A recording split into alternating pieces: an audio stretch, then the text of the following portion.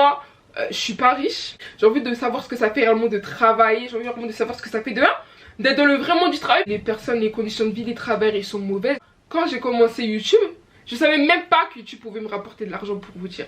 Je savais même pas. Avant je faisais des revues perruques comme ça gratuites. Et c'est juste que bah il s'est passé des trucs dans ma vie. Il y a des trucs que je vois dans ma vie, je me dis mais les mecs c'est vraiment des rats quoi. Salut les filles, salut les garçons, salut les entre-deux. J'espère que vous allez tous et toutes très bien. Aujourd'hui on se retrouve dans une nouvelle vidéo. Ce que sera pour faire un petit hair chit chat. Je vais poser ma wig et en même temps on va parler. On va un peu discuter de tout ce qui se passe un peu dans ma vie. Je vous ai demandé également de me poser... Du coup je vous ai demandé sur Instagram de me poser quelques questions. Ça fait très longtemps que j'ai pas fait des vidéos face cam comme ça où on échange, où on parle. Je sais que vous aimez beaucoup les vlogs etc. Mais bon là c'est bon, vous aurez un vlog normalement tous les dimanches. Un weekly vlog tous les dimanches. Je vais essayer d'être assidue. Mais bon s'il y a des semaines où je ne fais rien, il n'y aura pas de weekly vlog. C'est normal, je vais pas vous snapper dans l'air. Ça sert à rien, vous snappez, vous vloguez dans l'air, ça ne sert à rien. Je vais poser ma wig. Cette wig qui me vient de chez ICR pour pas changer. Comme j'ai dit, l'une, pas la meilleure, mais l'une des meilleures compagnies avec laquelle je travaille. Franchement, ils m'ont envoyé cette perruque là, qui ce sont des loose wave, je crois. Loose wave de 24 ou 22 pouces comme ça, je sais plus. J'aime beaucoup. Là, la perruque est pas du tout collée. Donc on va faire ce qu'on va la coller. J'arrête mon travail. Ok. Alors j'ai jamais réellement travaillé dans ma vie, tu vois. J'ai jamais réellement travaillé. C'est à dire que moi, depuis que je suis toute petite, mon job étudiant entre guillemets c'est YouTube. C'est grâce à YouTube que je commence à gagner mon argent. C'est grâce à YouTube que voilà, je peux me faire mes sorties, je peux me faire mes voyages, je peux me faire ceci, je peux me faire ça. Et ceux qui me suivent depuis longtemps quand même, depuis un moment, vous savez très bien que je disais toujours oui, j'ai envie de savoir ce que ça fait réellement de travailler. J'ai envie vraiment de savoir ce que ça fait d'être dans le vrai monde du travail. Parce qu'en soi YouTube oui c'est le monde du travail. Maintenant en plus je déclare ce que je gagne, donc c'est un vrai travail tu vois. Ah bon vas-y, mais là c'est un vrai travail. Du coup j'ai commencé à travailler en fait chez Amazon. En fait ça fait comment Ketia elle postulait et j'ai dit vas-y postule aussi pour moi. Mais moi pour rigoler genre, enfin je prenais pas ça, j'ai dit vas-y postule aussi pour moi. Ça fait que... Dépêche-toi je filme. Ça fait que j'ai commencé à postuler et tout. J'ai commencé à postuler et directement je crois que j'ai postulé lundi. Mercredi ils m'ont appelé. Et je me dis mercredi ils m'ont appelé et j'ai commencé lundi d'après pour vous dire. Donc vas-y, je me suis dit bah vas-y expérience sociale et puis ça te fera de l'argent en plus. Clairement ça te fera de l'argent en plus. Moi je pensais que vas-y l'argent et tout là. En plus faut pas se mentir, un mois en intérimaire chez Amazon t'es payé 1004 et quelques euros. En tout cas avec Proman. Ok. Donc je me suis dit bon mérite c'est de faire une expérience sociale que tu voulais depuis longtemps. Et en plus de ça bah, t'auras de l'argent en plus de YouTube etc. Donc mon planning c'était 5h20 midi 50. Premier jour ça va. Premier jour ça va, j'arrive à me réveiller. Plus les jours arrivent, plus j'arrive pas en fait. Plus j'arrive pas à tenir. Genre je fais depuis que j'ai commencé le travail, j'ai fait qu'une fois une semaine complète pour vous dire. C'est dire que parfois je partais, après je partais pas. Je partais, après je partais pas. Donc je me suis dit en fait Méré, est-ce que tu vas tenir jusqu'à juillet? Parce que mon contrat c'était jusqu'à fin début juillet. Est-ce que toi tu vas tenir jusqu'à juillet toi? Est-ce que toi tu vas tenir jusqu'à juillet? Ça, début du mois de juin, parce que j'ai commencé du coup en mai, début de mois de juin, j'ai reçu mon salaire, j'ai fait ah franchement pas mal, ils payent bien hein. Même si vas-y j'ai pas fait tous les jours. J'avais reçu quand même je pensais vraiment recevoir quoi 800 euros, mais ils m'ont payé largement plus tu vois. Donc je me suis dit ok bah Méritite vas-y continue. Je me suis dit vas-y Mérite continue et tout. Franchement ils payent bien. Là en plus c'est avec YouTube. Oh j'ai poussé dans mon nez. Avec YouTube j'ai été très bien payé également. Donc je me suis dit franchement ça te permet encore de mettre de l'argent de côté pour tes voyages, pour tes trucs. Maintenant en fait j'ai fait une semaine entière où je suis pas partie parce que je me suis fait enlever mes dents. Donc du coup j'avais mal, je suis pas partie. Et ensuite le jour où je devais partir, je crois que j'étais tombée malade, ouais, j'étais grave tombée malade, j'avais grave la grippe. Ça fait que je suis pas partie. Est-ce que je vais avoir la force de repartir et tout? Est-ce que je vais avoir le courage de repartir et tout là? Jeudi vendredi je pars, ok. Ça se passe bien et tout, enfin ça se passe pas très bien mais en fait c'est un calvaire. Je sais pas, en fait c'est pas un calvaire parce que non, les jeux sont super gentils, mais mon manager c'est un amour, il est trop gentil. Même les leaders etc, ils ne parlent pas comme de la merde ou quoi que ce soit. C'est juste moi personnellement, ça me fatiguait trop de me réveiller à 5h20 du matin, finir à midi, tout le temps trier des articles, faire des trucs que ça m'intéresse pas, ça m'apprend rien. Ça, enfin, tu vois, c'est comme si c'était un robot, allez hop, tu cliques, tu mets, cliques, tu mets, cliques, tu mets, cliques, tu mets. Il n'y a pas de truc, j'apprends rien dans ce travail en fait, tu vois. Je n'apprends rien. À part scanner des articles, je n'apprends rien du tout. Genre, je me dis, mais en fait, Meredith, pourquoi tu t'affiches ça en fait?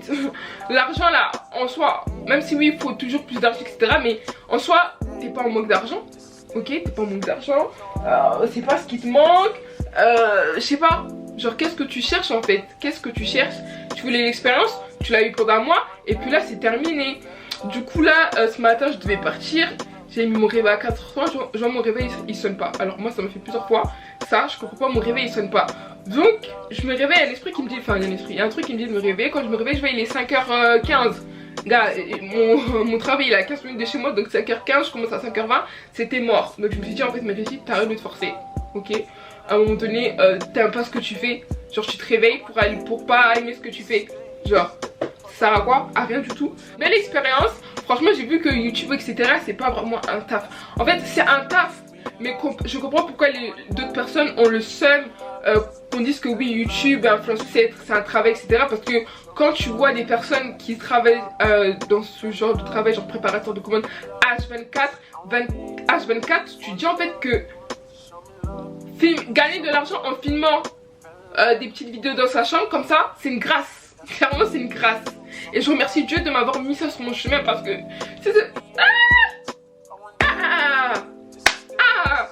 Du coup voilà, sujet suivant. Je vais vous parler de Shein. Un sujet super compliqué, super voilà, parce que les gens en fait, enfin c'est pas tout le monde hein. On va dire, je reçois souvent dans mes commentaires Shein, oui c'est de l'ultra fashion, surveille ta consommation, naniana, patati patata, il y a des gens qui, les personnes, les conditions de vie, les travailleurs ils sont mauvaises, etc etc etc etc etc. Je vais expliquer comment ça marche avec Shein. Moi personnellement je suis en contrat annuel avec Shein, c'est à dire que tous les mois je reçois des vêtements. Au début de ma chaîne je recevais genre 5 articles, et puis ça augmentait à 10 articles, et puis ça augmentait à 20, 30, 60 articles, ok. Je sais que le fait de recevoir 60 articles, surtout pour une entreprise qui est mal vue comme ça, tu vois. Moi, je suis pas riche. Avant même de travailler avec Shein, je commandais sur Shein, tu vois.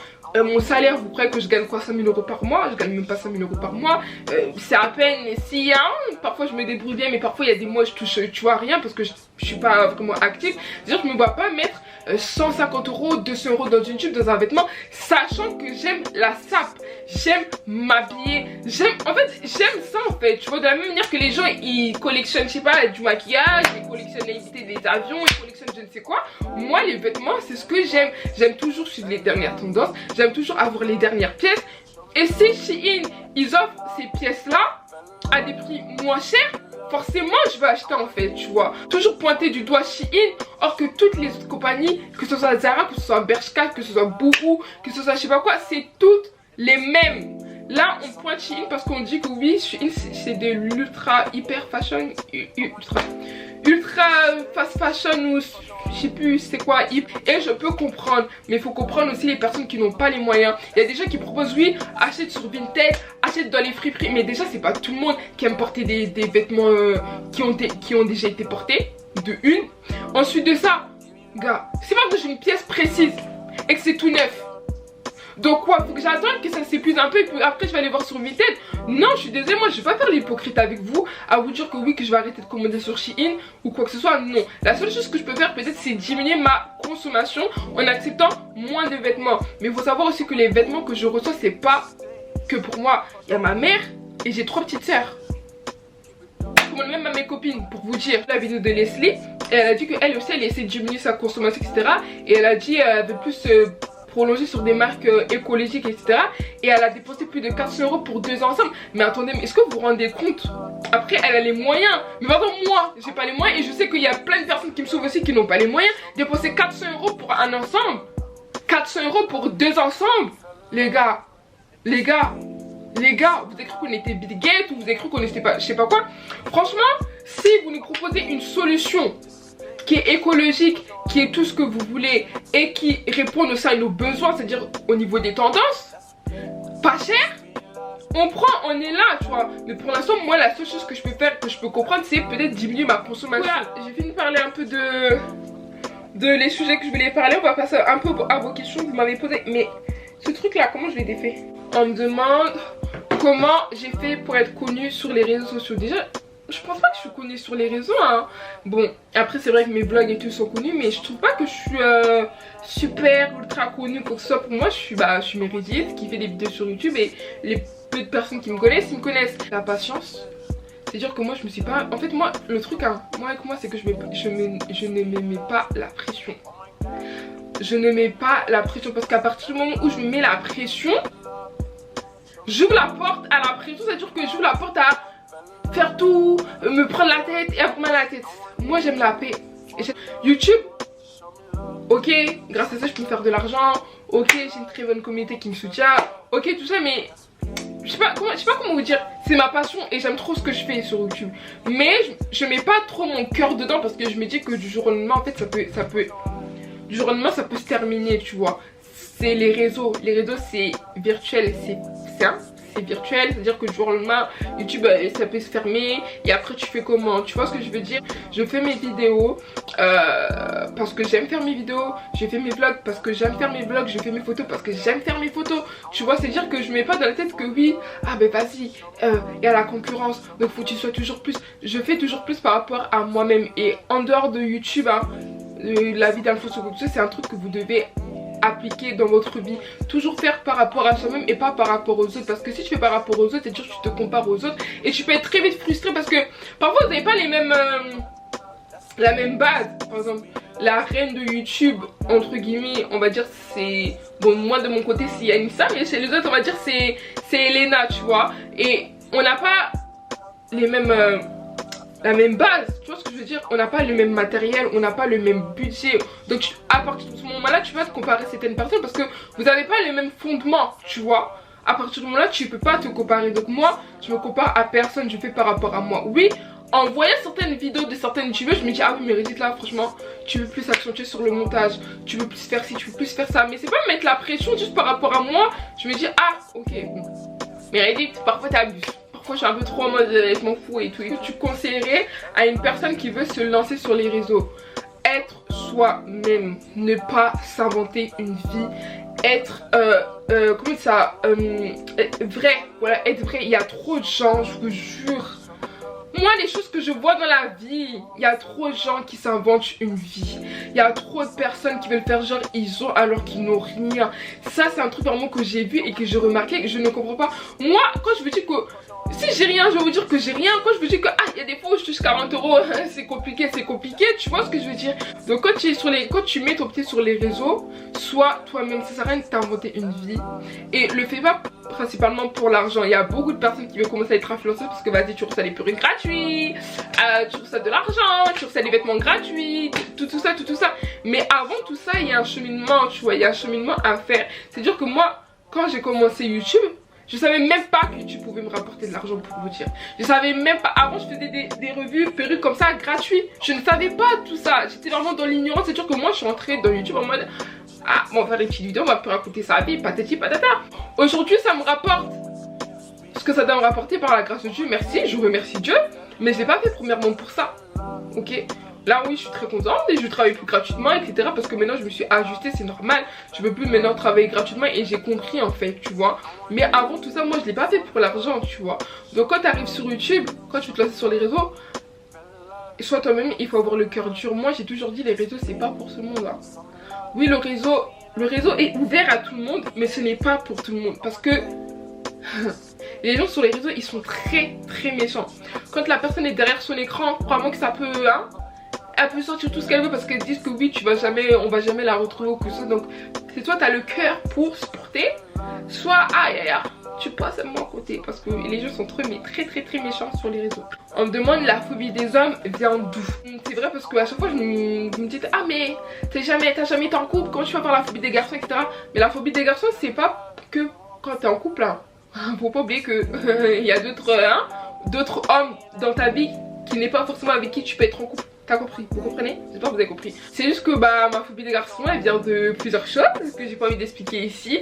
Et qui fait que les garçons, bon aujourd'hui je l'ai plus trop comme avant. Aujourd'hui je suis plus en mode bon, ils sont comme ça et puis c'est la vie, puis tu l'as juste trouvé ton rêve et puis voilà, finir avec ton rêve puis c'est terminé, tu vois. Et c'est juste que bah il s'est passé des trucs dans ma vie, il y a des trucs que je vois dans ma vie, je me dis mais les mecs c'est vraiment des rats quoi. Non mais je vous jure. Des rats et je me dis que est-ce que moi un jour j'aurai la force d'ouvrir mon cœur à un garçon pour au final bref ça c'est toute une histoire de ma vie peut-être que le jour où je serai mariée, je pense le jour où je serai mariée et que j'aurai trouvé mon mari, peut-être que je vous parlerai à cœur ouvert de ça, de tout ce qui se passe etc, mais pour l'instant j'en ai pas trop envie. Coucou ma belle, dis-moi comment tu fais pour être heureuse H24. Déjà je suis pas heureuse H24, ça c'est faux.